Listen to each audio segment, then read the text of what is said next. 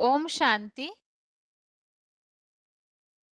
भगवत गीता श्लोक क्लास में आज का श्लोक है 18वें अध्याय का 22वां श्लोक, अध्याय 18 का श्लोक नंबर 22। श्लोक है,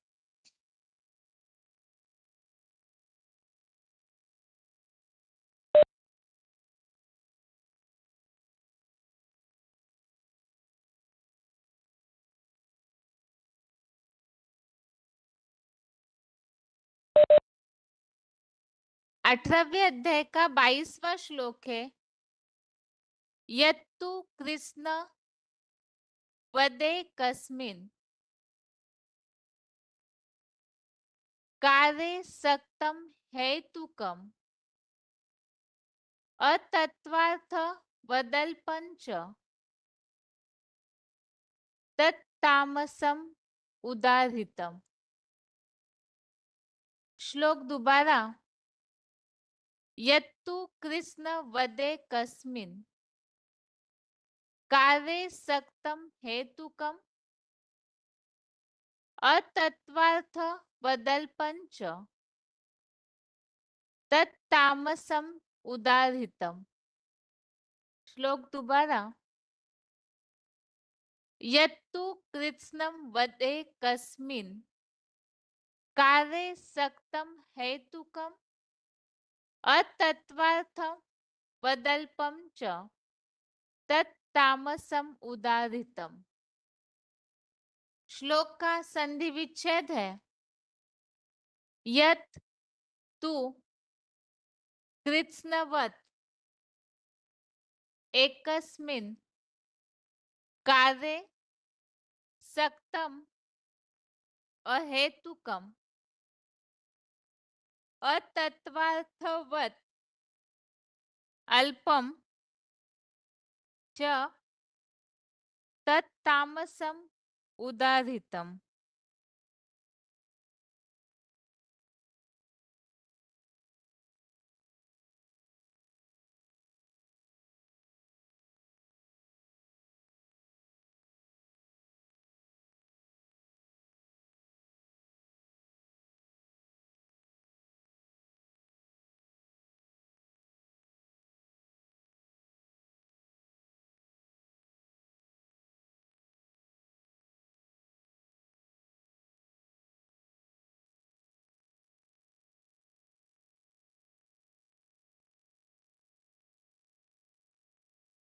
श्लोक का संधि विच्छेद दोबारा, यत् तु कृत्स्नवत् एकस्मिन् कार्ये सक्तं अहेतुकम् अतत्त्वार्थवत्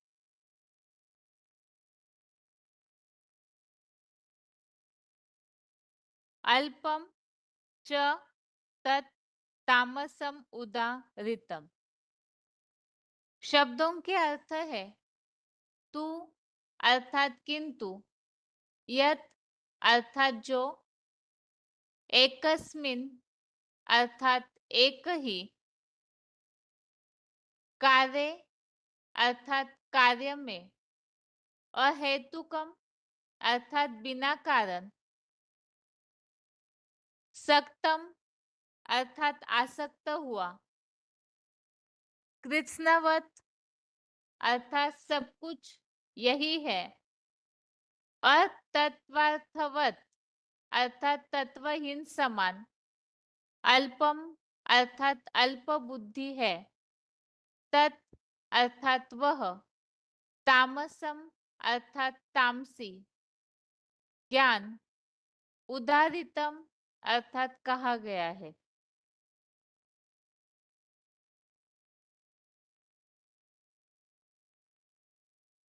शब्दों के अर्थ दोबारा, तू अर्थात किंतु, यत अर्थात जो, एकस्मिन अर्थात एक ही, कार्य अर्थात कार्य में, और हेतुकम अर्थात बिना कारण, सक्तम अर्थात आसक्त हुआ, कृत्स्नवत अर्थात सब कुछ यही है, अतत्वार्थवत अर्थात तत्वहीन समान, अल्पम अर्थात अल्प बुद्धि है, तत्तामसम अर्थात तत् अर्थात वह, तामसम अर्थात तामसी ज्ञान, उदाहृतम अर्थात कहा गया है। श्लोक का अर्थ है, किंतु जो एक ही कार्य में बिना कारण आसक्त हुआ, सब कुछ यही है, तत्वहीन समान अल्प बुद्धि है, वह तामसी ज्ञान कहा गया है।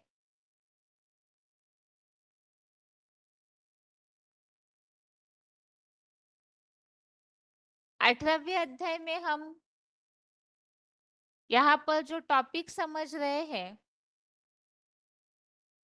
कर्मों के फल की अपेक्षा जिन्हें रहती है, उन्हें अगले जन्मों में उनके कर्मों का फल मिलता है, और उसी के लिए ही कर्म की थ्योरी और कर्म से संबंधित बातों को श्लोकों में हम समझ रहे हैं, जिसमें भगवान अर्जुन को समझा रहे हैं कि कर्म करते समय कर्म के लिए जो बातें प्रेरणादायी है, उन्हें समझना जरूरी है। साथ में ये जो इंद्रिय रूपी साधन है, स्वयं कर्म और कर्म करने वाला कर्ता, ये सब भी कर्मों का संग्रह करने के लिए निमित्त बन जाते हैं। कर्म करते समय कर्मों में गुणों का ज्ञान, अर्थात कर्म करते समय जो विधिवत गुणों सहित कर्म करना, कर्म का ज्ञान, अच्छा बुरा कर्म किसे कहा जाता है, और इसी आधार से इन सब के ऊपर जो प्रभाव पड़ता है, कर्म के ऊपर, कर्मों में गुणों के ऊपर, और स्वयं कर्ता के ऊपर भी, सात्विक राजसी और तामसी, इन तीनों गुणों का प्रभाव किस तरह पड़ता है और इसकी निशानियां क्या है, किस तरह से सात्विक राजसी तामसी ज्ञान को समझा जा सकता है, सात्विक राजसी और तामसी कर्ता किन्हें कहा जाएगा, इन सब बातों को यहाँ श्लोकों में समझाया जा रहा है, ताकि कर्मों का विस्तारित रूप से ज्ञान हो। कर्म करते समय कर्म का ज्ञान, अच्छे बुरे कर्मों का ज्ञान, कर्म करने वाला जो करता है वो किस तरह से कर्म अच्छे कर सकता है, या तामसी कर्ता किसे कहा जाता है, इन सब बातों की जानकारी आवश्यक है। इसीलिए इन बातों को यहाँ आगे समझाया जा रहा है। इसमें से हमने सात्विक ज्ञान को समझा। सात्विक ज्ञान अर्थात ही यहाँ पर हमने समझा आत्मिक दृष्टि से देखना, आत्मा आत्मा भाई भाई है, ये जो स्वर्ग की स्टेज होती है, सबको आत्मिक रूप से देखना, इस बात को हमने समझा।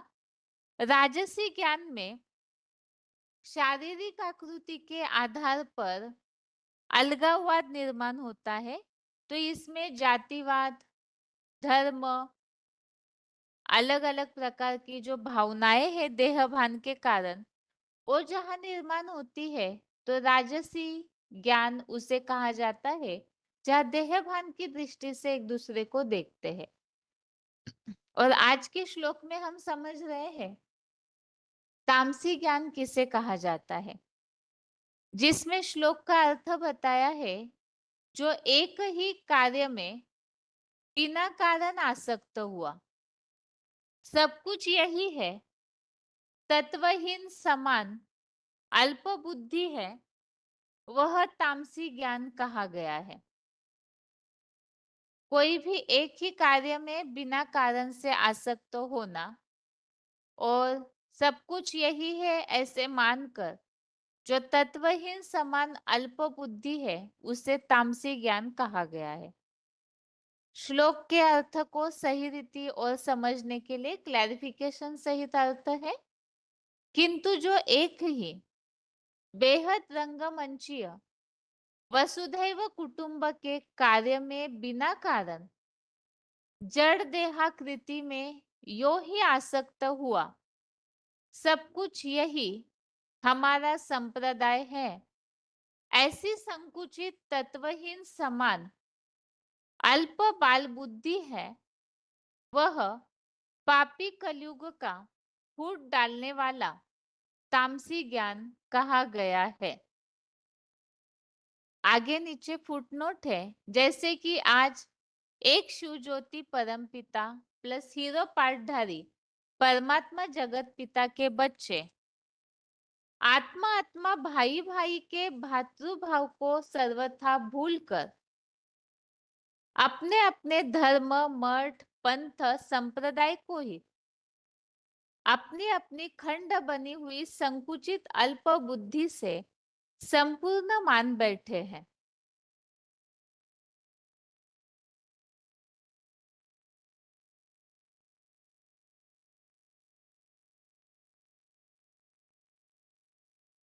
इसके पीछे के श्लोक में हमने जो बातें समझी थी कि धर्म जाति मठ पंथ आदि का भेदभाव शुरू हो जाता है, इसी तरह से यहाँ भी इस श्लोक में बताया है कि इतनी संकुचित भावना जो अपने ही संप्रदाय को ऊंचा मानना और इसके चलते जो बताया पापी कलयुग का फूट डालने वाला ज्ञान है। तो धर्म के नाम पर लड़ाइया, जाति के नाम पर लड़ाइया और अपने अपने देश अपने अपने राज्य अपना अपना एरिया, इस तरह से सब कुछ बंटवारा जहाँ होता है और उसके पीछे जो संकुचित भावनाएं मनुष्यों के अंदर निर्माण होती है, तो उसे ही तामसी ज्ञान कहा गया है। एक दूसरे को देहभान की दृष्टि से देखना और देह के कारण ही अलग अलग प्रकार के धर्म जातियां मठ पंथ संप्रदाय निर्माण होते हैं, तो ये सब में अपनी संकुचित भावना रखना, इसे ही तामसी ज्ञान कहा गया है, जो आपस में फूट डालता है और फूट डालने के कारण आपस में लड़ाइयाँ होती है। तो विशेषकर श्लोक में इसी बात को बताया है। तामसी ज्ञान अर्थात हमने पीछे 14वें अध्याय में जहाँ समझा था, जहाँ जहाँ ऐसी तामसी बात आती है तामसी गुणों की, तो वहां वहां बताया है कि वो घोर नरक में डालता है। जहां भी तामसी भाव है तो उसमें मूढ़ता निर्माण होती है, जैसे कि हमने समझा है 14वें अध्याय के 17वें अध्याय 14 के श्लोक नंबर 17 में भी बताया, तमोगुण से बेसमझी लापरवाही मूढ़ता उत्पन्न होती है। और इसी तरह से जहां भी तमोगुण की बात आई हुई है, तो वहां भी बताया हुआ है कि तमोगुण वाले जो है मूढ़मती राक्षस है, रो रो नरक वाला जीवन जीते हैं। तमोगुणी बुद्धि वाले जो है गफलत में डालते हैं और ऐसे तमोगुण वाले जो है वो अज्ञान अंधकार का मार्ग चुनते हैं। तो ये अज्ञान अंधकार अर्थात ही बताया यहाँ पर संकुचित भावनाएं निर्माण होना, देह भान की दृष्टि निर्माण होना और अपने ही मठ पंथ संप्रदाय को अपना मान करके अलगाववाद निर्माण करते हैं। इसी प्रसंग में यहाँ वीसीडी नंबर 3979 का एक पॉइंट लिया है। अभी वो देवी देवताओं की आत्माएं 72 धर्मों में कन्वर्ट हो गई है। कितनी भिन्न भिन्न भाषाएं हैं, जैसे यूरोपियन है, अमेरिकन की भाषा अलग, फ्रांस की अलग है तो सब अंग्रेज लोग। वैसे चीन का ही एक बौद्ध धर्म के, परंतु चीन की भाषा अलग, जापान की भाषा अलग, तिब्बत की भाषा और है तो सब बौद्ध, परंतु रुद्धि हो जाने से सब अलग अलग हो जाते हैं, आपस में दुश्मन बन जाते हैं। भारत जो है उनका कोई दुश्मन कोई है नहीं, ये तो दूसरे धर्म वाले आकर के लड़ाते हैं। जैसे मुसलमान लोग आए, फूट डाली, भारत को भी आपस में लड़ाई दिया। तो यहाँ पर श्लोक में जो बात आई है, सब कुछ यही है, हमारा संप्रदाय है और ये तत्वहीन समान संकुचित अल्प बाल बुद्धि। तो यहाँ पर जैसे उदाहरण दिया है तो सभी अंग्रेजी भाषा वाले क्रिश्चियंस ही होते हैं, लेकिन उनमें भी एक तो देश बढ़ गए और साथ में उनकी भाषाएं भी अलग-अलग हो जाती है। जो यहाँ बताया है कि देवता धर्म की आत्माएं ही, लेकिन बाद में जब द्वापर युग आता है तो अलग-अलग धर्मों में कन्वर्ट होने लगती है कमजोर आत्मा है, तो उनके लिए बताया कि 72 धर्मों में कन्वर्ट हो गई। कितनी भिन्न-भिन्न भाषाएं, जैसे यूरोपियन है, अमेरिकन की भाषा अलग, फ्रांस की अलग, है तो सब अंग्रेज लोग। वैसे चीन में भी है तो सब बौद्ध धर्म के, परंतु चीन की भाषा अलग, जापान की भाषा अलग, तिब्बत की भाषा और है तो सब बौद्ध, परंतु रुद्धि हो जाने से फिर सब अलग-अलग हो जाते हैं, आपस में दुश्मन बन जाते हैं। भारत जो है उनका कोई दुश्मन है नहीं, ये तो दूसरे धर्म वाले आकर के लड़ाते हैं। जैसे मुसलमान लोग आए, फूट डाली, भारत को आपस में लड़ा दिया। तो ये संकुचित अल्प बुद्धि है जिसके कारण से खुद भी आपस में अलगाववाद निर्माण करते हैं और साथ में औरों में भी फूट डाल करके आपस में फूट डाली, अलग अलग हो गए, तो वहां लड़ाई तो होगी ही। तो ये तामसी ज्ञान बताया हुआ है जो अज्ञान अंधकार में ढकलता है, लड़ाइयाँ लगवाता है, मूढ़मती बना देता है। और इच्छा द्वेष के कारण जब बताया हुआ है गीता में ही, ये सारा संसार जो है मूढ़ बन जाता है कलयुग के अंत में। तो वही यहाँ पर और स्पष्ट किया हुआ है। आगे है श्लोक का उच्चारण।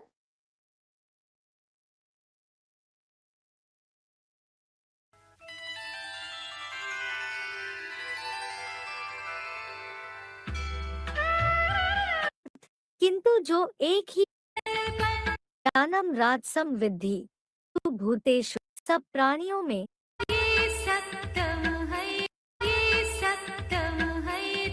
धर्म भाषादि के नाना भावों में अलगाववादी पराई विधि से जाने उस द्वैतवादी दैत्यों के हिंसक ज्ञान को रजोगुणी जान। अध्याय 18 का 22वां श्लोक। यत्तु कृत्स्नवदेकस्मिन् कार्ये सत्यं हेतुकम् अतत्त्वार्थवदल्पं च तत्तामसमुदाहृतम्। तो यत एकस्मिन् कार्ये, किंतु जो एक ही कार्य में, अहेतुकम सक्तम कृत्स्नवत, बिना कारण आसक्त हुआ, सब कुछ यही है। अतत्वार्थवत अल्पम, तत्वहीन समान अल्प बुद्धि है। तत्तामसम उदाहृतम, वह तामसी ज्ञान कहा गया है। तो यत एकस्मिन् कार्ये अहेतुकम सक्तम कृत्स्नवत अतत्वार्थवत अल्पम तत्तामसम उदाहृतम। भावार्थ, किंतु जो एक ही बेहद रंगमंचीय वसुधैव कुटुंब के कार्य में बिना कारण जड़ देहाकृति में यों ही आसक्त हुआ, सब कुछ यही हमारा संप्रदाय है, ऐसी संकुचित तत्वहीन समान अल्प बाल बुद्धि है, वह पापी कलयुग का फूट डालने वाला तामसी ज्ञान कहा गया है। फुटनोट, जैसे कि आज एक शिव ज्योति परमपिता प्लस हीरो पाटधारी परमात्मा जगत पिता के बच्चे आत्मा आत्मा भाई भाई के भ्रातृभाव को सर्वथा भूलकर अपने अपने धर्म मठ पंथ संप्रदाय को ही अपनी अपनी खंड खंड बनी हुई संकुचित अल्पबुद्धि से संपूर्ण मान बैठे हैं।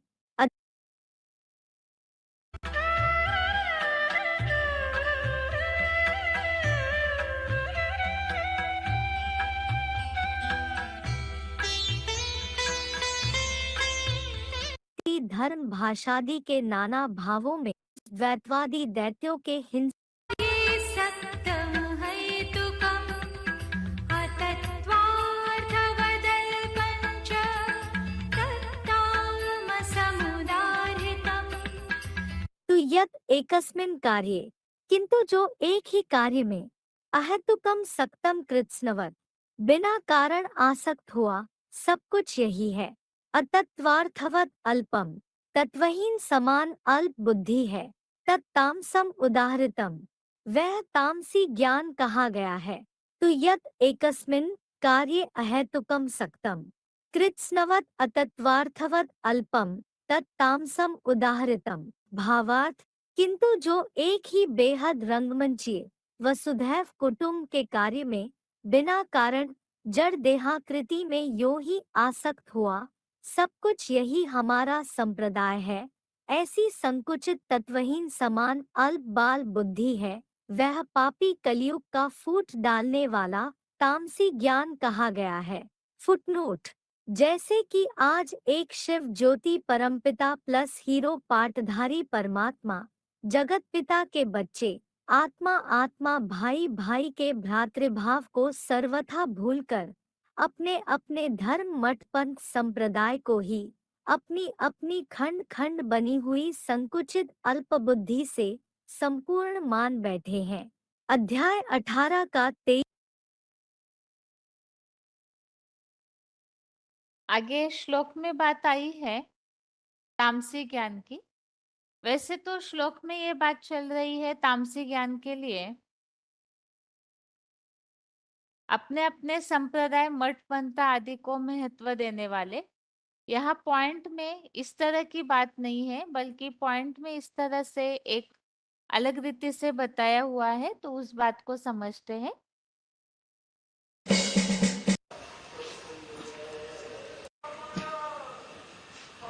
मानवीय ज्ञान से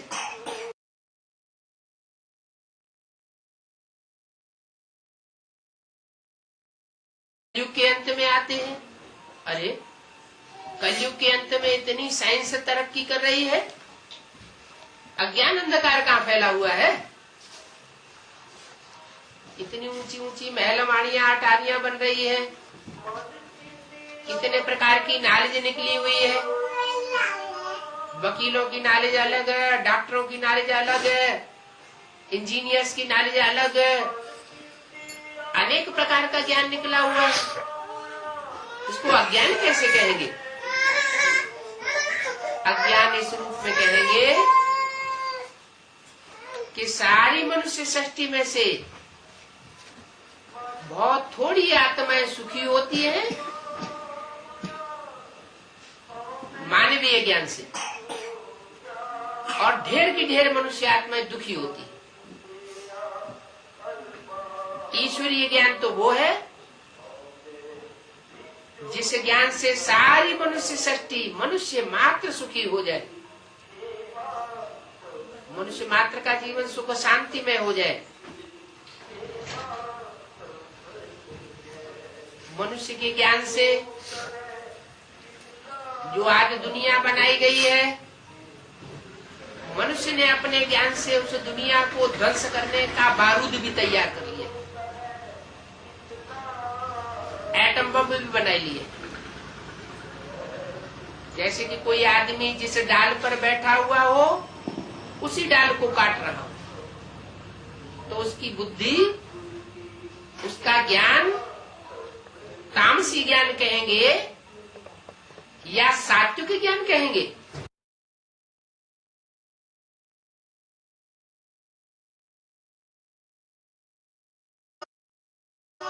वकीलों की नॉलेज अलग है, डॉक्टर को रात्रि हो जाती है, चारों तरफ अज्ञान ही अज्ञान फैल जाता है।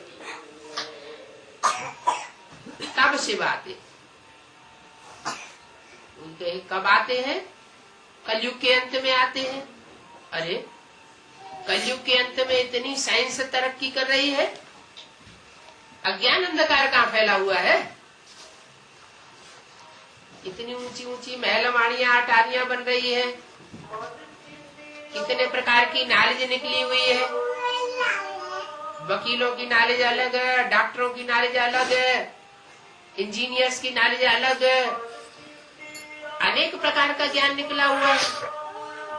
उसको अज्ञान कैसे कहेंगे? अज्ञान इस रूप में कहेंगे कि सारी मनुष्य सृष्टि में से बहुत थोड़ी आत्माएं सुखी होती हैं मानवीय ज्ञान से, और ढेर की ढेर मनुष्य आत्माएं दुखी होती है। ईश्वरीय ज्ञान तो वो है जिस ज्ञान से सारी मनुष्य सृष्टि मनुष्य मात्र सुखी हो जाए, मनुष्य मात्र का जीवन सुख शांति में हो जाए। मनुष्य के ज्ञान से जो आज दुनिया बनाई गई है, मनुष्य ने अपने ज्ञान से उस दुनिया को ध्वंस करने का बारूद भी तैयार कर लिया, एटम बम भी बना लिए। जैसे कि कोई आदमी जिस डाल पर बैठा हुआ हो उसी डाल को काट रहा हो, तो उसकी बुद्धि, उसका ज्ञान तामसी ज्ञान कहेंगे या सात्विक ज्ञान कहेंगे? शिव तो सदा शिव, शिव न कभी तामसी बनता है न कभी रजो बनता है, वो तो सदैव सत्य ही है। सिख लोग गाते हैं होशी भी सत्य, सत्य ही रहेगा, सत्य ही था और अभी भी सत्य है, लेकिन अज्ञान अंधकार के कारण उस सत्य को छुपाए दिया गया। अगला पॉइंट है, श्लोक में जो बात आई है, यही मेरा संप्रदाय है, सब कुछ यही है, इस तरह से जो मानते हैं। वार्तालाप नंबर 1811, डिस्कशन नंबर 1811, 58 मिनट्स के बाद से लिया हुआ पॉइंट। भारत में इतना विद्वेष आपस में भारतवासियों में कभी नहीं था दुनिया में, हिस्ट्री में। कैसा विद्वेष जो महाभारत युद्ध सामने खड़ा कर दे। इतनी जातियां, इस भारत में जातिवाद इतना कभी नहीं था जो जातिवाद को लेकर के इतना मुड़फुटौल हो रही है।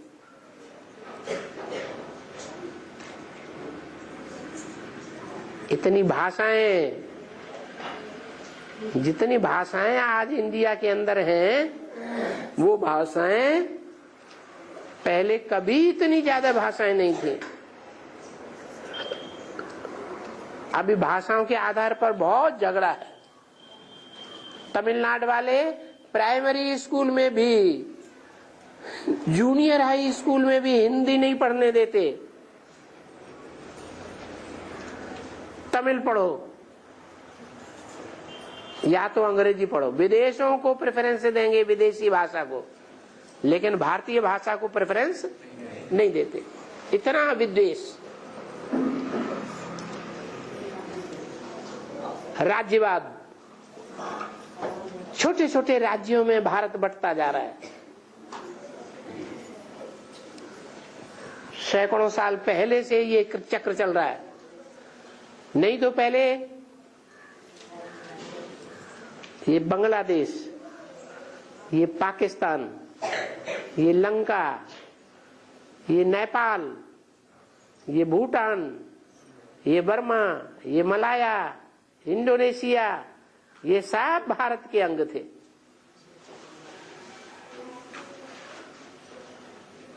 इतना खंड खंड होते हुए भी अभी भी क्या हो रहा है?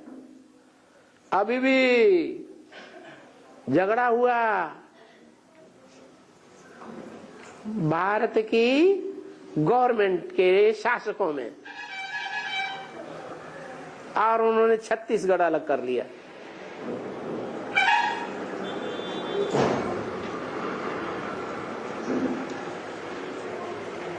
आंध्रा में झगड़ा हुआ, तेलंगाना अलग कर दिया।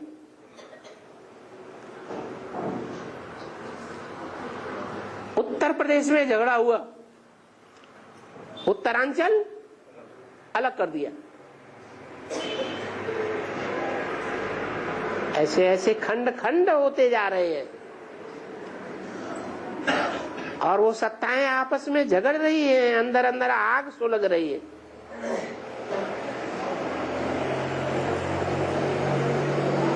इतनी पार्टियां,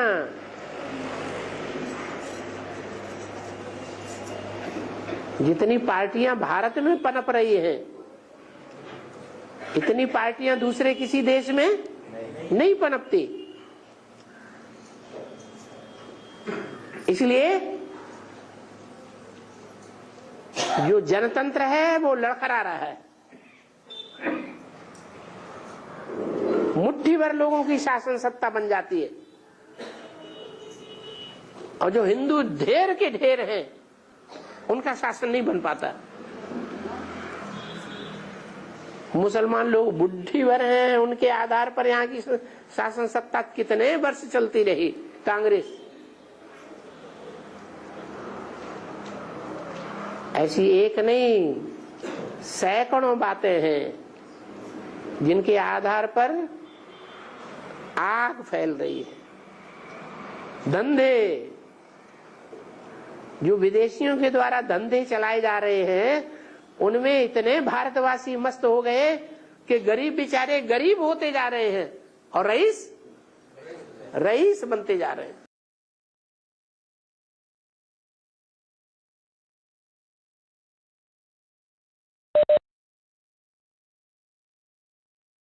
अगला पॉइंट है वार्तालाप नंबर 1809, डिस्कशन नंबर 1809, 49 मिनट्स के बाद से लिया हुआ पॉइंट।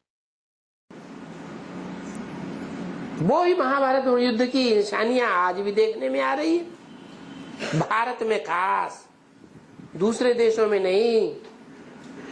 भारत में खास देखने में आ रहा है।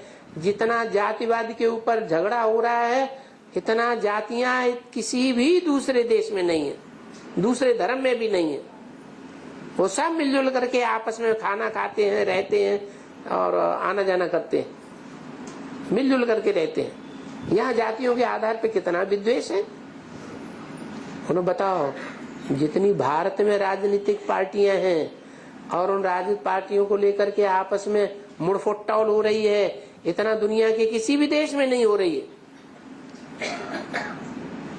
जितने छोटे छोटे राज्य भारतवर्ष में बंटते जा रहे हैं, बट रहे ही नहीं हैं, बट रहे हैं। देखो, मध्य प्रदेश था, है, उड़ीसा था, ये क्या नाम, तुम्हारा ये बिहार था। इनमें से थोड़ा थोड़ा हिस्सा लेकर के छत्तीसगढ़ निकाल दिया, अलग बन गया।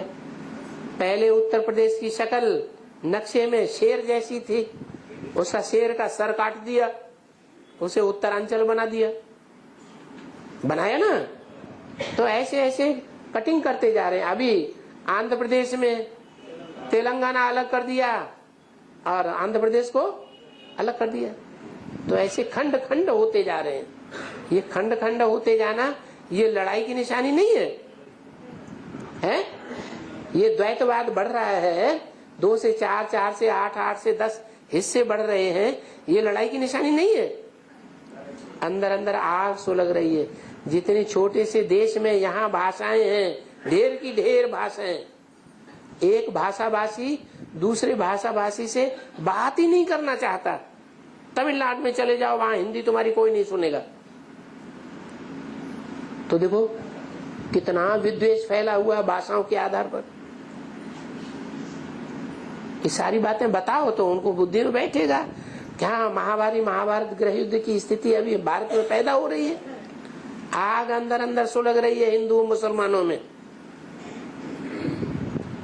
पहले भी यवन थे और आज भी यवनों का राज्य है भारत में, बहुत प्रभाव है।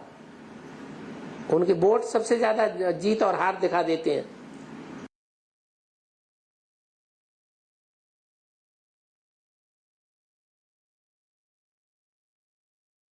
आगे श्लोक में जो बात आई है कि ऐसे संकुचित तत्वहीन अल्प बाल बुद्धि वाले हैं, तो इसके लिए यहाँ VCD नंबर 1628, VCD नंबर 1628।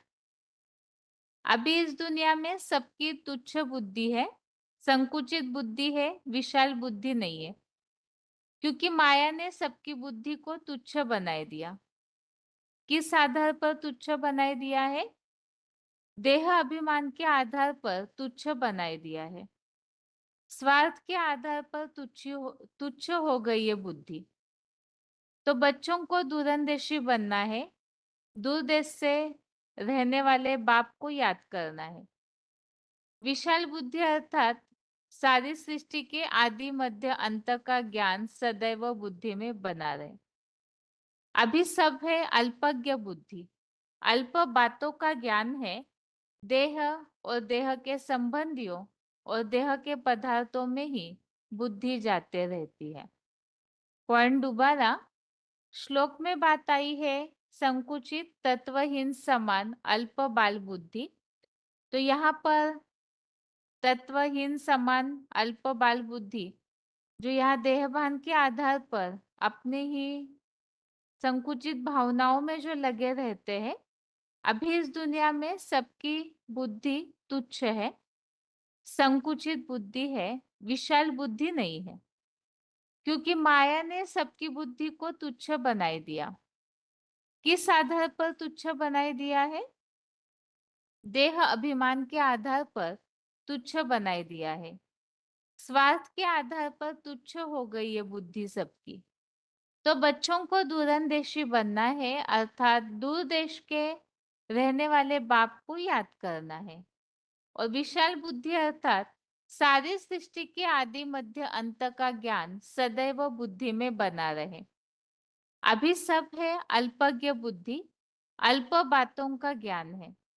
देह और देह के संबंधियों और देह के पदार्थों में ही बुद्धि जाती रहती है।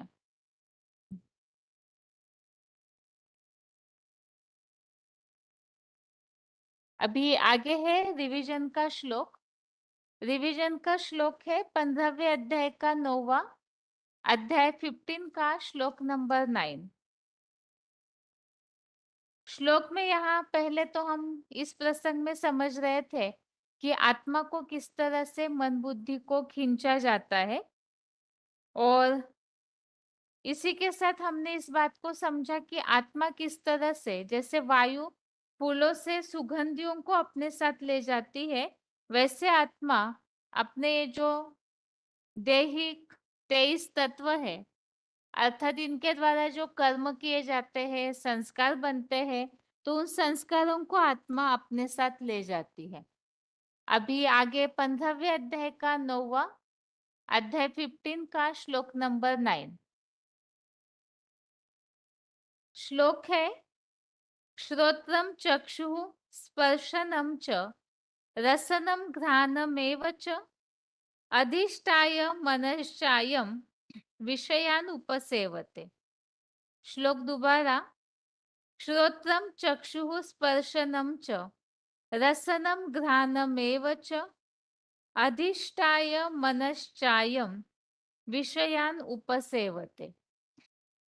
अर्थात यह योग ऊर्जा रूप ज्ञान सूर्य की आत्मकिरण परा प्रकृति कान, आंख, त्वचा, जीवा और नासिका को वैसे ही छठे चंचल मन बुद्धि युक्त अव्यक्त त्रिनेत्री का आधार लेकर पंच महाभूत निर्मित जड़ देह रूप यंत्र या काल से विषय भोगों का ज्ञान कर्मेंद्रियों द्वारा सेवन करती है। श्लोक में इसके पहले हम समझ रहे थे आत्मा किस तरह से अपने संस्कारों को ले जाती है। तो ये जो भी दैहिक 23 तत्व है, उसमें ज्ञानेन्द्रिया, कर्मेंद्रिया, मन, बुद्धि, ये सारी भी आते हैं, ये सारी बातें हैं। तो इसमें इनके द्वारा जो कर्म किए जाते हैं, उन कर्मों से जो संस्कार बनते हैं, उसे आत्मा ले जाती है। अभी इसी बात के लिए यहाँ समझाया जा रहा है कि आत्मा जो है अपनी इंद्रियों के द्वारा विषय भोगों का सेवन करती है, और ये जो विषय भोगों का सेवन करती है अर्थात हर इंद्रिय से कर्म करके उसके द्वारा जो सुख भोगती है आत्मा, जैसे आंखों का काम है देखना, तो देखने का सुख भोगती है, तो इससे बोला ये आंखों का विषय भोग है। जीवा है, जीवा के द्वारा जो स्वाद चखा जाता है, तो ये जीवा का विषय भोग हो गया। तो ये इंद्रियों का आधार लेकर, इंद्रिया साधन है और इन इंद्रियों के साधनों के द्वारा मन बुद्धि का आधार लेकर के आत्मा विषय भोगों का सेवन करती है। 18वें अध्याय में भी इसी प्रसंग में जो हम बातों को समझ रहे हैं कि कर्म करते समय इंद्रिया रूपी साधनों का भी आधार लिया जाता है, जिसके लिए हमने समझा है कि 5 कारण है कर्म करने के लिए।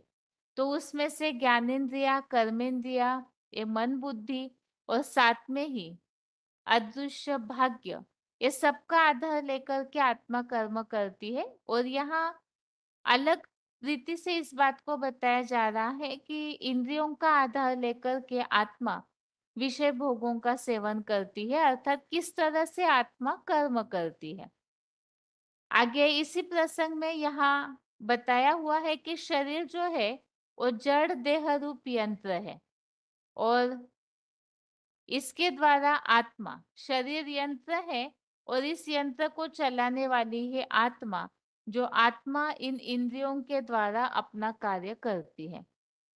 इसी के लिए VCD में 1766 VCD नंबर 1766 आत्मा नहीं सुनती है, फिर कौन सुनता है? जड़ शरीर सुनता है क्या? जड़ शरीर सुनता है या आत्मा सुनती है?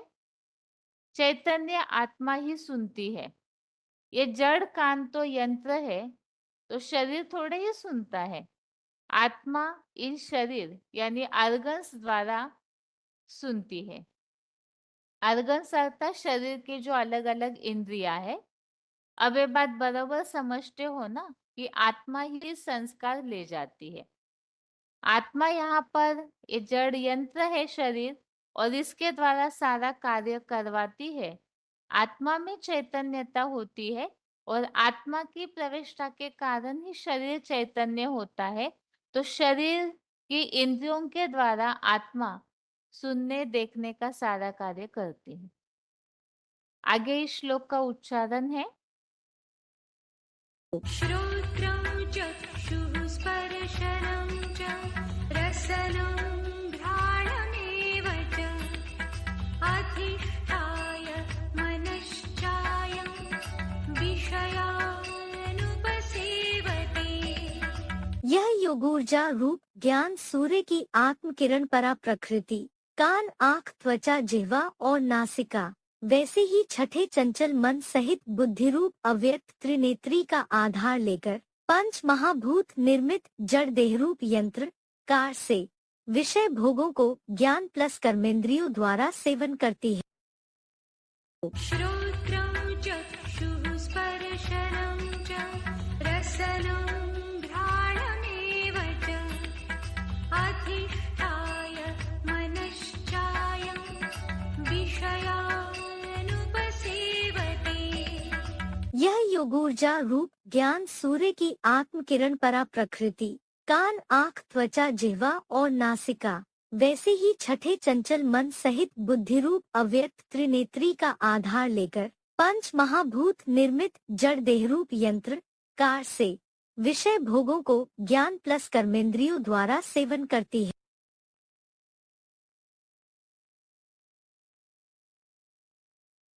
आगे VCD नंबर है 3339 VCD नंबर 3339। 2 बाप की बात जरूर बताओ।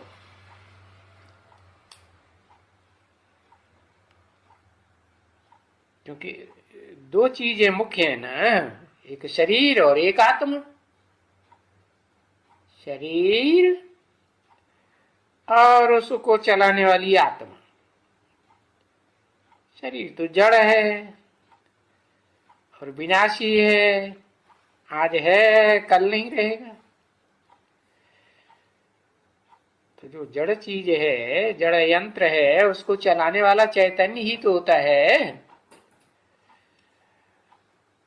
तो हमेशा याद रख दो और दूसरों को भी बताओ कि आत्मा का बाप चैतन्य, आत्मा का बाप चैतन्य शिव। बाप और बेटे का रूप तो एक ही होगा ना। आत्मा ज्योति स्वरूप तो बाप भी ज्योति स्वरूप। आत्मा अणु से अणु अति सूक्ष्म, तो बाप भी ज्योति अति सूक्ष्म ज्योति बिंदु। अब आत्मा अकेली तो काम नहीं कर सकती, तो यंत्र तो चाहिए ना काम करने के लिए। तो ये शरीर है यंत्र, उसमें भी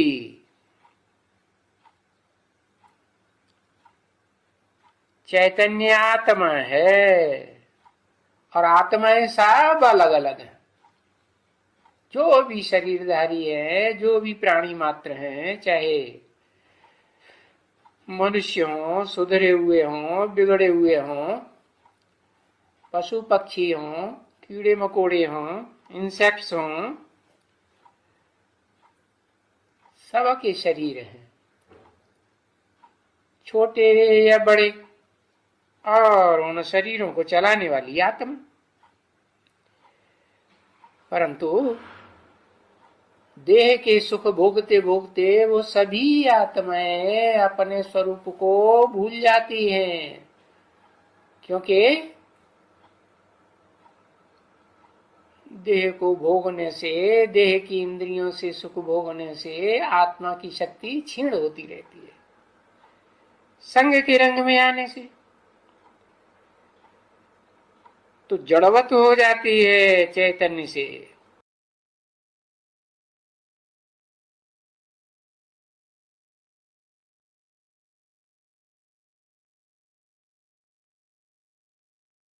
आगे है श्लोक में जो बात चल रही है, आत्मा इंद्रियों का आधार लेकर के विषय भोगों का सेवन करती है। ये वार्तालाप नंबर 976, डिस्कशन नंबर 976। पाठ धारण करने का काम तन का है या मन बुद्धि का है? पाठ बजाने वाला कौन है? आत्मा पाठ बजाने वाली है, तो तन के द्वारा ही तो बजाएगी। द्वारा बजाती है, माइक के द्वारा बोला जाता है। माइक बोलने वाला नहीं है, वो यंत्र है। यंत्र जड़ होता है। जो भी जड़त्वमयी चीजें हैं वो अविनाशी नहीं हो सकती। आत्मा अविनाशी है।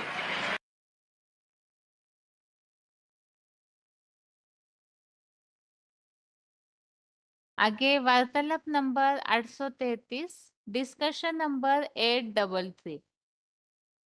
56 मिनट्स के बाद से लिया हुआ पॉइंट है।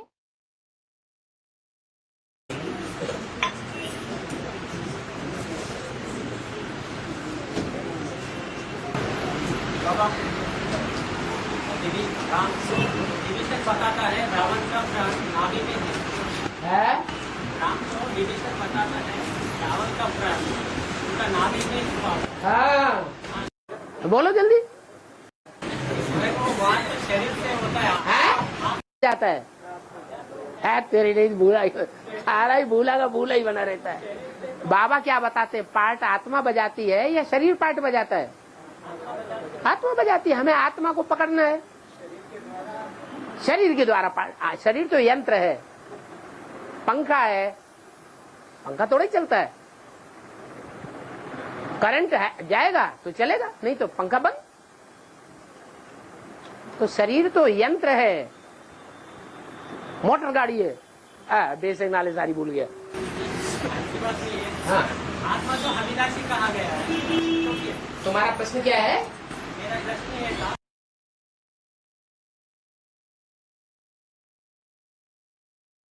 इस तरह से 15वें अध्याय के इस श्लोक में हमने इस बात को समझा है कि आत्मा जो है शरीर की इंद्रियों का आधार लेकर के कर्म करती है, अर्थात विषय भोगों का सेवन करती है।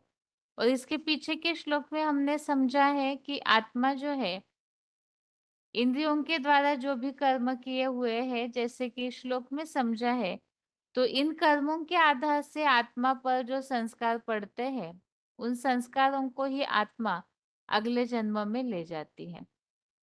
अभी आगे आज के श्लोक को एक बार रिवाइज करके आज का क्लास पूरा करते हैं। 18वें अध्याय का 22वां श्लोक है। अध्याय 18 का श्लोक नंबर 22 है।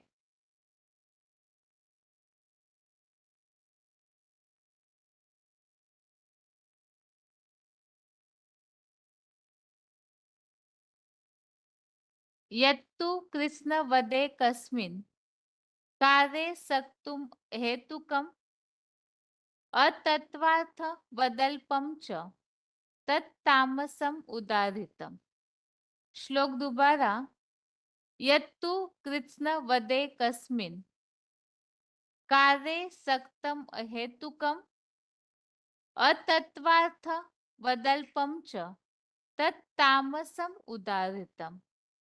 अर्थात किंतु जो एक ही बेहद रंगमंचीय वसुधैव कुटुंबकम के कार्य में बिना कारण जड़ देहाकृति में यो ही आसक्त हुआ, सब कुछ यही हमारा संप्रदाय है, ऐसी संकुचित तत्वहीन समान अल्प बाल बुद्धि है, वह पापी कलयुग का फूट डालने वाला तामसी ज्ञान कहा गया है। और नीचे फुटनोट है, जैसे कि आज एक शिव ज्योति परम पिता प्लस हीरो पाठधारी परमात्मा जगत पिता के बच्चे आत्मा आत्मा भाई भाई के भ्रातृभाव को सर्वथा भूलकर अपने अपने धर्म मठ पंथ संप्रदाय को ही अपनी अपनी खंड खंड बनी हुई संकुचित अल्प बुद्धि से संपूर्ण मान बैठे हैं। तो श्लोक में हम यहाँ तामसी ज्ञान किसे कहा जाता है ये समझ रहे थे, और पॉइंट में जैसे हमने समझा है कि तामसी ज्ञान के लिए एक तो अपना अपना जो ज्ञान होता है जिसके कारण विद्वेष फैलता है, तो पॉइंट में उससे भी तामसी ज्ञान बताया हुआ है। और जैसे कि हमने समझा कलयुग अंत में पहले तो इतने देश भाषाएं बटी हुई नहीं थी, लेकिन कलयुग अंत में अलग अलग धर्म संप्रदाय वाले आए और उन्होंने आपस में लड़ाई लगवा कर फूट डालने का काम किया। तो ऐसे जो फूट डालने वाले हैं उसे तामसिक ही कहा जाता है। और इसके अलावा सब कुछ यही हमारा ही संप्रदाय है, ऐसे जो संकुचित भावनाएं अपने में रखते हैं तो उन्हें अल्प बाल बुद्धि कहा गया है। तो ये जो भी अलग अलग भाषाएं धर्म जाति मठ पंथ इन सब के कारण जो लड़ाइयाँ होती है और एक दूसरे को देह की दृष्टि से देख करके जो मूल बात है कि हम एक विश्व पिता के एक भगवान के बच्चे हैं, इसे भूलकर देह की आकृतियों के द्वारा भिन्नता निर्माण करते हैं। और ऐसे ज्ञान को ही या ऐसी जो समझ शक्ति है अल्प या संकुचित समझ शक्ति, उसे ही तामसी ज्ञान कहा गया है। तो आज के क्लास में हमने 2 श्लोक समझे हैं। एक तो 15वें अध्याय का 9वां श्लोक, जिसमें बताया है कि आत्मा इंद्रियों का आधार लेकर के ही विषय भोगों का सेवन करती है, क्योंकि आत्मा चैतन्य है, आत्मा को बैटरी कहा गया है और ये शरीर एक कार की तरह है, एक जड़ यंत्र है, उसे प्रेरणा देने के लिए ही आत्मा निमित्त बनती है। तो आत्मा ही शरीर की इंद्रियों के द्वारा सारा कार्य करती है। और इस आज के 18वें अध्याय के 22वें श्लोक में तामसी ज्ञान किसे कहा जाता है उसे हमने समझा है। अभी आज के लिए गीता क्लास यहाँ ही पूरा करते हैं। ओम शांति।